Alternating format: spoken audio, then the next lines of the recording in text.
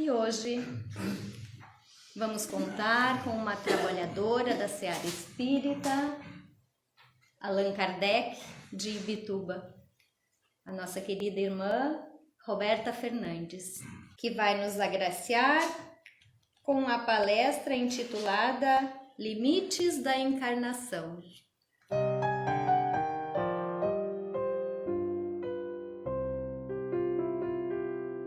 Boa noite a todos. Já me avisaram para não gritar no microfone, mas não me conhece, né, Peter? Já me avisou, mas sabe como é que é, né? Não, tá de boa. A gente que é professor, né? A turma do fundão pode reclamar que não entendeu, agora que não ouviu não dá, né? Então, primeiramente, eu quero dizer que é uma grande alegria estar aqui nessa casa, essa casa que é um bebezinho. E quando a gente cria uma casa, essa casa pra gente passa a ser um filho, é como um filho. Então, eu desejo para este bebê tudo o que eu desejo para os meus filhos. E com certeza Deus vai conceder, porque nós já criamos essa realidade na nossa mente. E segundo Emmanuel, quando nós criamos a realidade na nossa mente para se concretizar no plano físico, é questão de tempo. Então, só coisas boas para esta casa, para todas essas pessoas que estão aqui, que me receberam tão amorosamente e que, apesar das minhas limitações, acreditam em mim. Então, nós vamos falar, meus irmãos, um pouco sobre os limites da encarnação. No Evangelho segundo o Espiritismo, tem um texto que fala basicamente disso. Mas quando eles perguntam se há limites para a encarnação, eles meio que dão um migué na gente, sabe? Tipo assim, não tem limite. Então o que acontece? Nós sabemos que nós que estamos aqui encarnados, nem o nosso perispírito, que é esse corpo energético que liga o espírito ao corpo físico, nem o perispírito é igual para todos nós.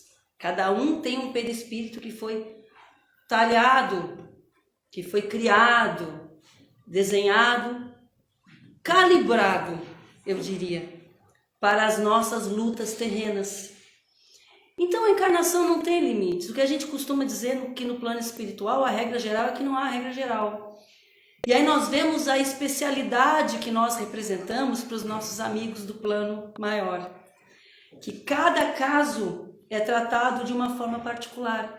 Então veja o carinho com que cada encarnação é projetado. Mas então o que fazer? Como é que nós vamos saber ter uma ideia de como nós devemos proceder nesta encarnação? Então, como socorro, eu fui buscar uma informação que tem no livro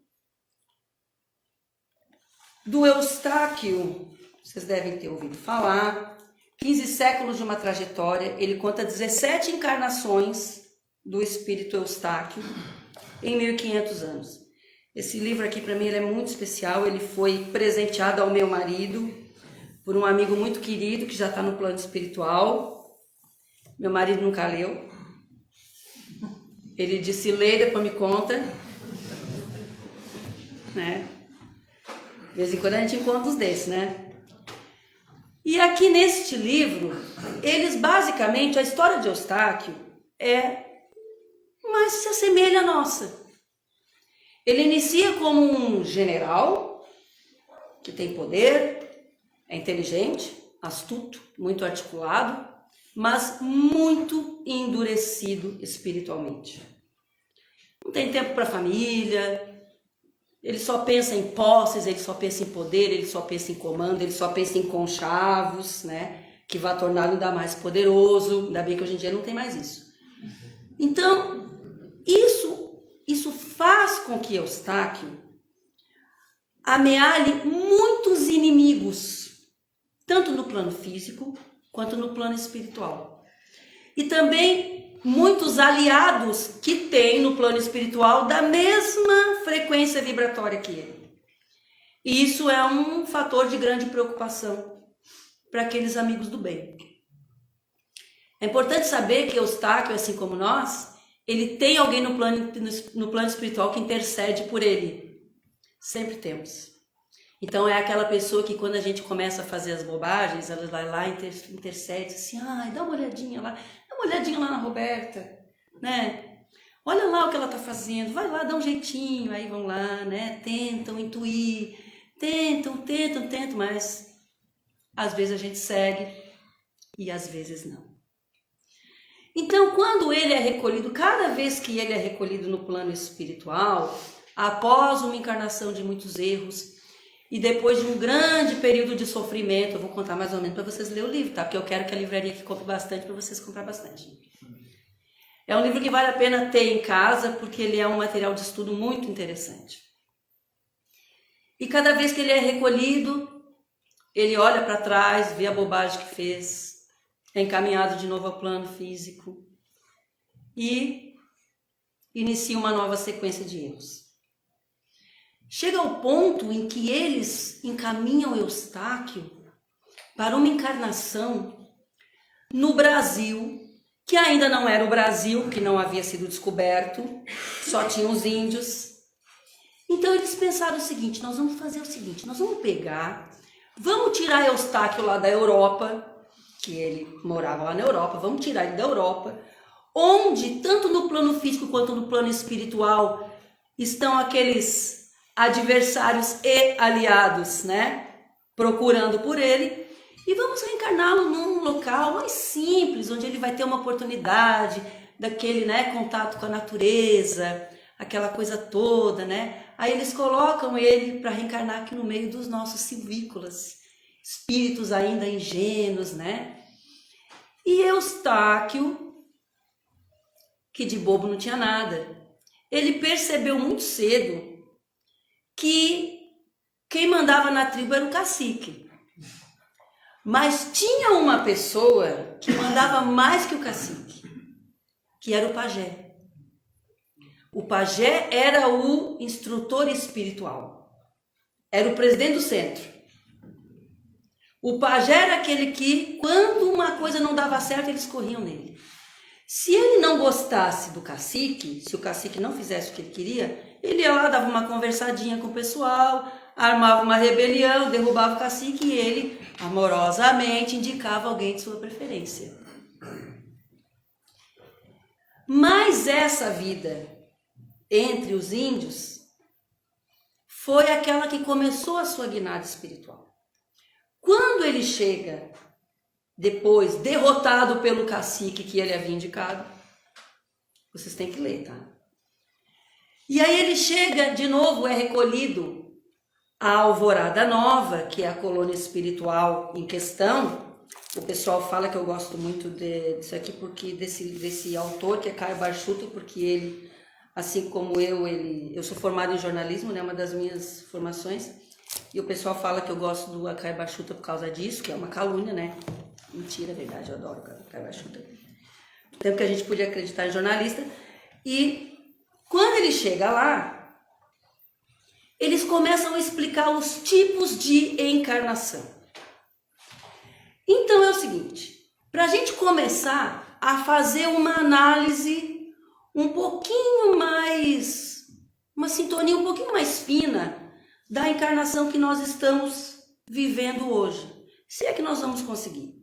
Eu já tentei e não consegui, mas quem sabe vocês dão mais sorte que eu. Há 3 tipos de reencarnação, basicamente.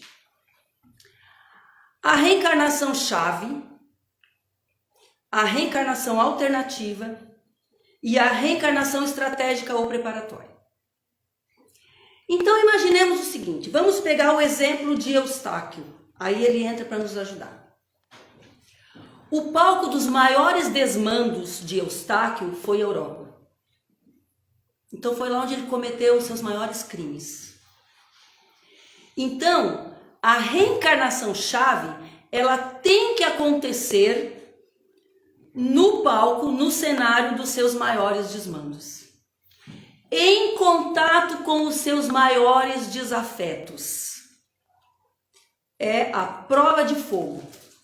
Como dizem os antigos, é a prova de fogo.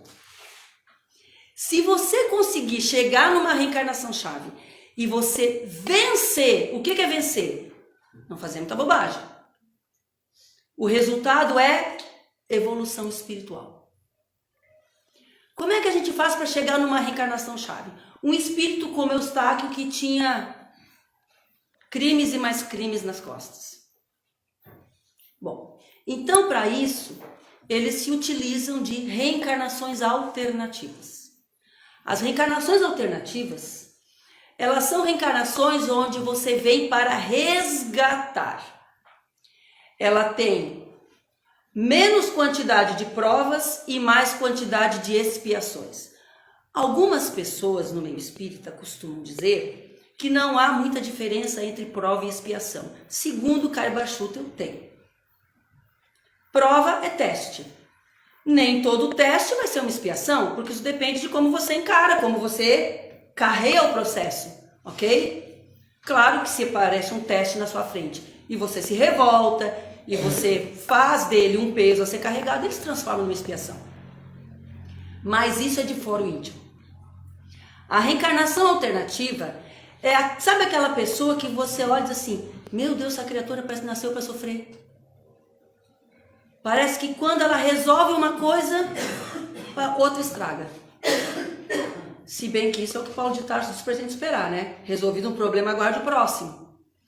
Mas quando você percebe que a pessoa está num processo onde ela parece que tudo o que acontece é expiatório.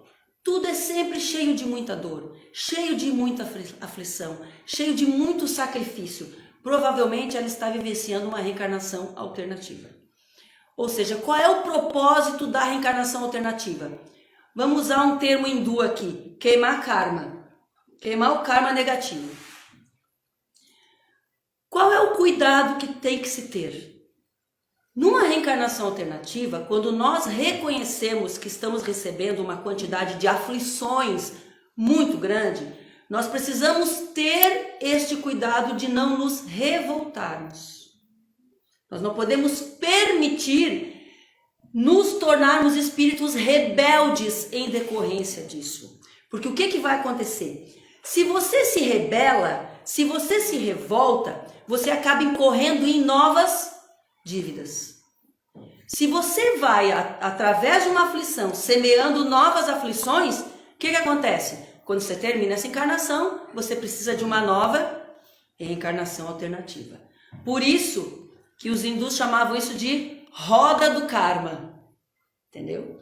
Até que uma hora você dá aquele estalo e diz assim, não, peraí. Toda vez que eu faço desse jeito e só causa mais problema. Então eu tenho que começar a fazer a coisa diferente. Aí começa a cair as fichas. Que às vezes é com a ajuda da doutrina espírita, no nosso caso. E às vezes com a ajuda da própria dor.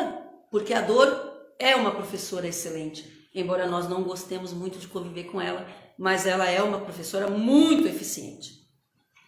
Então, quando a pessoa começa a entender esse processo e começa a desenvolver aquela resiliência, aquela resignação, que o que é a resignação? A resignação não é aceitar sem tentar sair da situação, não. É aceitar sem reclamar. A gente continua tentando sair daquela condição, tentando melhorar sempre. Esse é o propósito. Porque um processo de aflição, ele não tem só a proposta de nos aliviar espiritualmente, mas ele tem a proposta de desenvolver em nós todas aquelas virtudes que são a inteligência. Nós nos tornamos espíritos mais articulados, um pouco mais flexíveis, começamos a ser mais humildes. Então, as aflições na vida têm esse propósito também. Desenvolver a humildade. Como é importante isso? A humildade é, talvez, ao lado da gratidão, é o que eu percebo muitas pessoas que estão em encarnações alternativas e a gente percebe que a humildade e a gratidão estão fazendo com que essa pessoa atravesse esse deserto e a gente consegue perceber que ela vai chegar no final dessa encarnação com uma vitória. Depois que se consegue esse nível de consciência, nós somos encaminhados para uma reencarnação estratégica ou preparatória. Bom, o que acontece? O que eles fizeram com o Eustáquio? Era uma reencarnação alternativa que eles pegaram, colocaram ele longe do cenário dos seus desmandos, e ali ele foi tentando desenvolver essas virtudes que vão formar uma pessoa mais humana. No momento em que perceberam que ele desenvolveu um processo de consciência já mais apurado, ele entra numa reencarnação preparatória, que é a reencarnação que antecede a reencarnação chave. Numa reencarnação preparatória, aflições e provas tendem a se equilibrar. Você tem tanto provas quanto tem aflições. E aí o que acontece? Dependendo de como você responde a esse processo, a esses testes e essas expiações, você pode ir para uma reencarnação chave ou você pode voltar para uma reencarnação alternativa. Aí é que mora o perigo. Porque dependendo, normalmente, quando o nível de aflição cai também a nossa vigilância. Então, muito vigilante é aquele que muito sofre. Pode perceber. Então, às vezes a gente pensa assim, como é que está a sua vida hoje? Ah, tá bem boa. Presta atenção. Fica atento. Tem problema? Não, nenhum. Tem certeza? Então, você deve estar se preparando para a prova de fogo, né? Então, vamos começar a prestar atenção nos sinais. Na reencarnação preparatória ou estratégica, que é muito importante, eles colocam o seguinte: realizado o estágio da criatura em uma ou mais reencarnações alternativas, o retorno à crosta terrestre, que deverá preceder a uma reencarnação chave, denomina-se preparatório. Logicamente, o espírito, mal utilizando o seu livre-arbítrio, poderá acumular tantos débitos em uma reencarnação preparatória que não poderá voltar logo após em reencarnação chave. Entretanto, de regra, quando a entidade atinge a reencarnação preparatória, significa ter alcançado um patamar razoável de evolução que o credencia a um retorno decisivo. Então, o que acontece? Estamos aqui com a nossa vida mais ou menos equilibrada. Eu tenho as minhas dificuldades, tenho as minhas lutas e tenho a minha cota de aflições que eu levo como desafios, não levo como aflição, levo como desafios. São coisas que me fortalecem, né? É bom que a gente desenvolva, né, esse pensamento. Provavelmente a próxima encarnação vai nos remeter novamente de volta ao palco dos nossos maiores crimes. Qual é a diferença? É que agora nós não seremos mais aquele criminoso de outrora. Agora nós somos diferentes. Pelo menos é para ser. Numa reencarnação chave, agora a balança de novo se desequilibra. Só que nós teremos menos aflições e mais provas. Até porque, quando nós somos colocados em regresso ao cenário dos nossos maiores crimes, em contato com os nossos maiores desafetos, nós precisamos estar mais fortalecidos, porque é uma grande prova. Estar em contato com aqueles que nos odeiam é uma dor muito grande. Saber que sabe aquelas pessoas que você olha assim, gente, eu nunca fiz nada para ele, por que ele me odeia tanto? Espiritualmente, tem uma regrinha que funciona assim. Normalmente, o que mais se ressente é o que mais apanhou.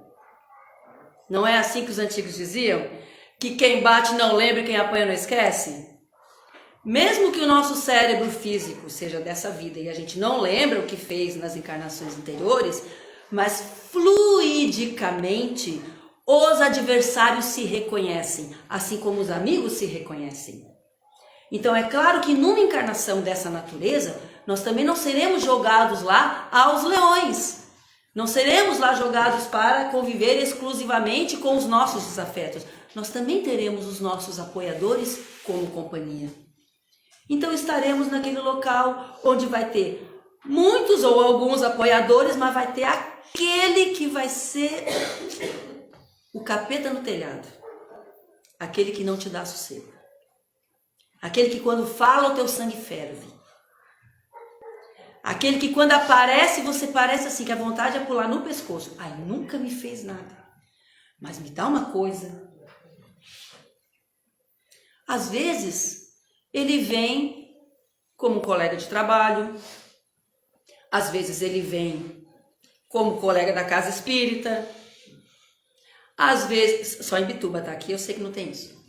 Lá em Bituba é que tem essas coisas. Às vezes ele vem como os nossos parentes consanguíneos.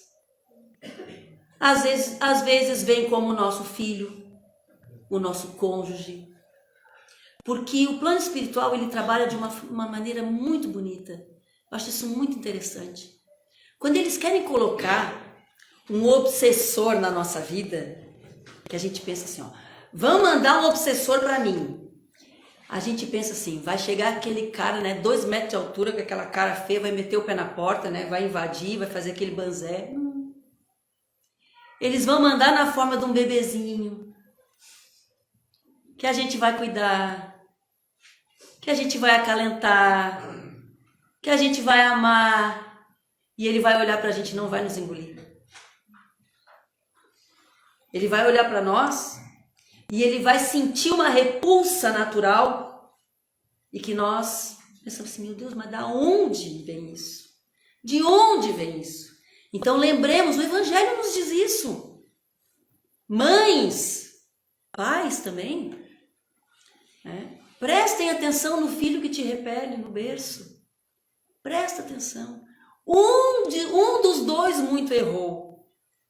E aquele que sabe mais, obrigatoriamente tem mais responsabilidade. Se nós estivermos numa encarnação-chave, aquela que é a decisiva, aquela que vai decidir o nosso destino espiritual, essa encarnação é aquela que nós temos que prestar mais atenção a esses detalhes. Tem alguém que pega no teu pé? Tem alguém que te odeia muito? Traz para o teu lado. Eu lembro que uma vez, eu sou professora de inglês, né? E eu lembro que uma vez eu fui fazer um curso com um rapaz e ele dizia assim, e tem alunos assim que a gente dá aula na escola, dá aula no cursinho e tal, mas quando a gente percebe que quando dá aula na escola, tem aqueles alunos que fazem cursinho e gostam de desafiar o professor, né? Vamos ver quem sabe mais, né? Então ele dizia assim, se você tiver um aluno de cursinho, te amiga com ele. Traz ele para o teu lado. Transforma num aliado. Ah, você sabe? Então vem cá me ajudar. Fulano, como é que é mesmo? Me ajuda aí. Cria um vínculo de simpatia. Porque senão você está colocando um pedregulho no teu sapato. E quanto mais ele te fizer sofrer, mais ele vai se comprazer. Isso a gente procura aplicar para tudo na vida. Se você percebe que alguém do teu lado te é muito antagônico, traz para o teu lado. Não bate de frente. Não abre, não revira a arma na ferida. Procura acalmar os ânimos. Porque aquele que tem revolta contigo, não tem revolta por acaso. Ali tem uma história. Nós temos uma história com essa criatura. E essa história, via de regra, não é boa. Graças a Deus nós não lembramos. Então nós temos a oportunidade de recomeçar. Eu lembro que o meu filho, quando era pequeno, ele dizia assim, ah, mãe, eu quando desencarnar, eu não quero reencarnar de novo. Eu disse, poxa, meu filho, mas por quê? Ele disse, ah, tá louco, ir pra escola tudo outra vez. Ele está errado? Ele está errado? Imaginemos nós chegar no plano espiritual e dizer, olha assim, ó, e aí, bebê? Dá uma olhadinha para trás aí. Reprovou. Tudo de novo. Tudo de novo. E nós estamos passando por um processo de regeneração planetária. Coisa boa, né?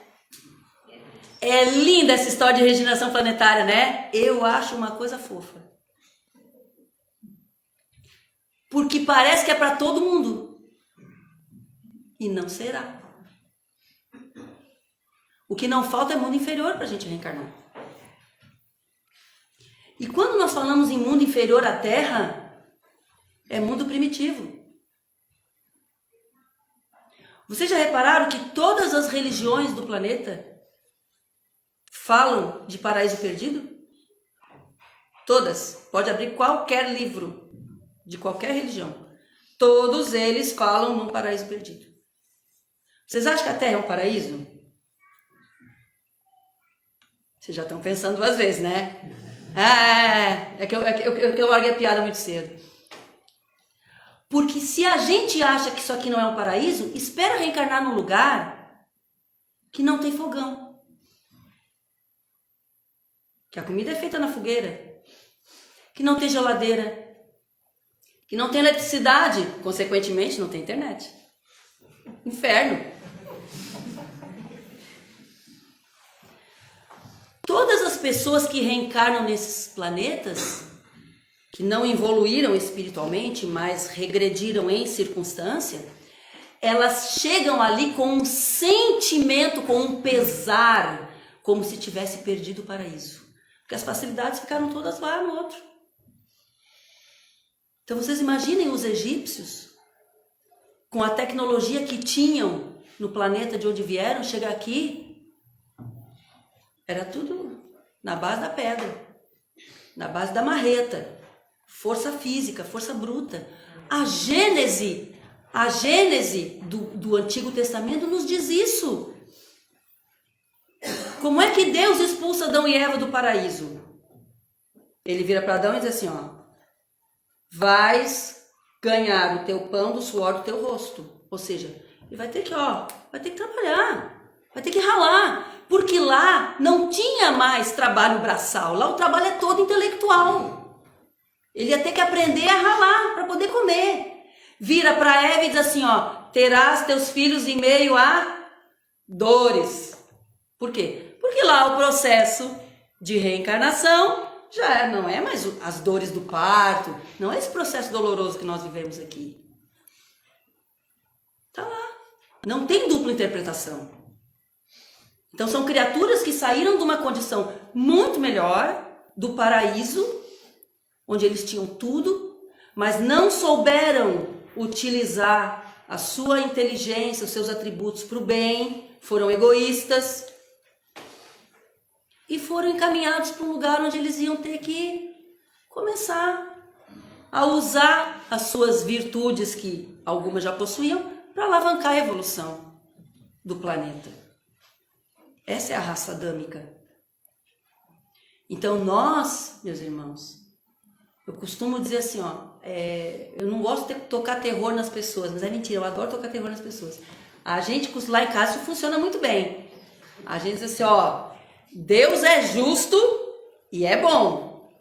É bom, mas é justo. Lá em casa é motivo de piada. Eu digo assim, como Deus é bom. E elas falam assim, mas é justo. Abre o olho. Porque Deus é bom, não é bonzinho. Tem diferença. O bonzinho, faz, que eu não quero me incomodar. O bonzinho deixa tudo. Super liberal. Vai, faz e não me incomoda. O bom não. O bom diz não quando é necessário. O bom encaminha, orienta. O bom corre o risco de ser visto como mal. Porque ele sabe o que custa infringir as regras. E tem regra, gente. Tem regra para viver. Embora a reencarnação seja uma grande prova da misericórdia divina, a cada recomeço nós estamos tendo uma demonstração do amor infinito que Deus tem por nós. O fato dele ter colocado Jesus como nosso governador planetário, o fato dele ter nos vinculado a esse coração excelso, que está constantemente vibrando, que nós estamos imersos na aura crística. Não existe nós aqui e ele lá. Nós vivemos nele. Nós vivemos nele. E tem muita gente no plano espiritual se preparando para vir para reencarnar. Alguns terão encarnações com mais aflições, em reencarnações alternativas. Outros virão em reencarnações mais equilibradas, que já adquiriram alguma consciência. E outros virão em reencarnações-chave, onde serão duramente testados. Testados é na moral, tá? Na moral. A nossa moral será testada. A nossa moral evangélica principalmente. Eles estão se preparando para vir. Mas nós já estamos aqui. Nós não estamos lá pedindo vaga. Nós já recebemos a vaga. Eles colocaram, emparelharam lá, Roberto e o outro. Eu disse, não, manda Roberto, porque o caso dela é mais urgente. O nosso caso recebeu prioridade. Porque olharam para nós e viram a urgência. O que nós vamos fazer dessa encarnação? Como estamos conduzindo a nossa encarnação? Quando a aflição se apresenta, nós somos um fardo a mais para ser carregado ou nós aprendemos com a lição? Porque tem uma coisa bem boa que para encerrar já vai. Não quero passar da hora. Mais 2 horas. Não posso ter muito tempo que eu começo a falar bobagem. Tem uma coisa que é muito legal. Muito legal. E é para dar um gás na gente. Lição aprendida não precisa ser repetida. No plano espiritual funciona assim. Já pensou? Só tem uma coisa. Leopoldina, te liga. Não pode ser assim tão fácil. Aprendi a lição. Como é que é na escola? Ensinei, o aluno, entendeu? Entendi. Beleza, filho, pode ir para casa, tá tudo certo. É assim que funciona? Tem que ter uma prova. Tem que ter uma prova. Então, a primeira coisa é criarmos a consciência. Desenvolvermos esse nível de consciência. Isso é importante. Porque o evangelho que a gente estuda na casa espírita, essa lição do evangelho é a mesma lição que é estudada em todo o universo. Em qualquer plano habitado que você pudesse visitar, eles estão estudando o evangelho. Só que em diferentes níveis de consciência, entendeu? À medida que a humanidade vai amadurecendo, eles vão saindo da superfície. Então nós estamos estudando na superfície, porque somos espíritos ainda muito jovens. Mas, se nós conseguirmos aprender as lições do evangelho, e o que Jesus nos pede é tão pouco, e vejam, caracteres da perfeição, ali ele dá a chave do cofre. Caracteres da perfeição. Está lá no capítulo Sede Perfeitos. Ele sabe que nós não seremos perfeitos numa única encarnação. Então o que ele faz? Ele nos dá um patamar de perfeição para o planeta Terra. Ama o teu inimigo. Ai, também não, né? Minha mãe dizia assim, mãe, não faz promessa, mãe. Faz assim, quer fazer promessa? Promete que se tu conseguir essa graça, tu vai te reconciliar com todos os teus inimigos. Ela, mas também não, né? Mas agora não pensa mais assim, já está do outro lado. Então o que acontece? Ele não está dizendo que nós temos que pegar o inimigo, botar debaixo do braço, tratar como um, sabe? Não é isso. Ele diz como é que é esse amar o inimigo. Ele diz amar o inimigo, mas ele diz o que é o amar o inimigo. retribui o mal com o bem. Se alguém te faz o mal, não retribui com o mal.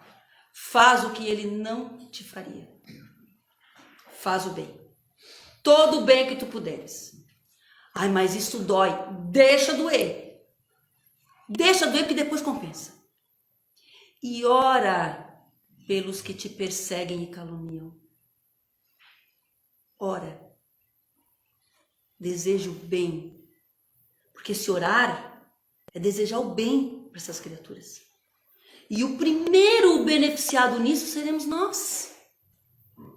Se o outro não quiser o bem, o problema não é nosso. Mas nós queremos o bem dele. Nós queremos que ele seja feliz. Nós queremos que essas pessoas se modifiquem. Nós queremos que eles se modifiquem. Não nós modificarmos, porque nós não temos poder de modificar ninguém. A pessoa vai se modificar quando ela quiser, quando ela achar que deve. Nós não temos poder sobre o outro. Nós só temos poder sobre nós. E uma outra coisa que é muito boa também, que eu quero que vocês saiam bem animados hoje daqui, é que todos nós somos arcanjos. A evolução se dá do átomo ao arcanjo. Mas quando nós somos criados, nós já fomos criados com o DNA arcangélico. Só que o poder do arcanjo, ele só se revela à medida que nós fomos conseguindo a educação moral necessária para usar bem este poder.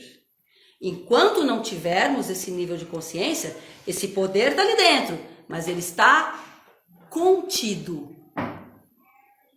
Contido.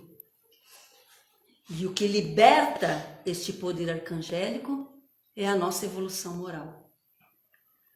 Porque os espíritos dizem que para o espírito o pensamento é o que é a mão para o encarnado. Então, o desencarnado ele pensa, ele realiza. Já pensou o poder do pensamento de um arcanjo? Crie-se um planeta. Mas esse poder não pode ser desobstruído na mão de alguém que ainda não ora pelo seu inimigo, que ainda não aprendeu a amar. Então esse amor é o que liberta o verdadeiro poder. E quando nós tivermos esse nosso poder nas mãos, literalmente, nós já não estaremos desejando mal a quem quer que seja. E se alguém não nos quiser bem, nós vamos orar por ele e vamos trabalhar para que ele um dia goste de nós. Então, meus irmãos, eu quero agradecer a paciência de vocês terem me ouvido. Eu rogo a Deus, a Jesus, a todo plano maior, que nos abençoe a todos, encarnados e desencarnados. Que abençoe a todos aqueles que a nossa mente consegue atingir nos dois planos da vida. Que Deus abençoe e proteja aqueles que nos amam, que nos apoiam. E abençoe igualmente, sem distinção, aqueles que ainda não nos amam e nos perseguem. Que assim seja. Que assim seja.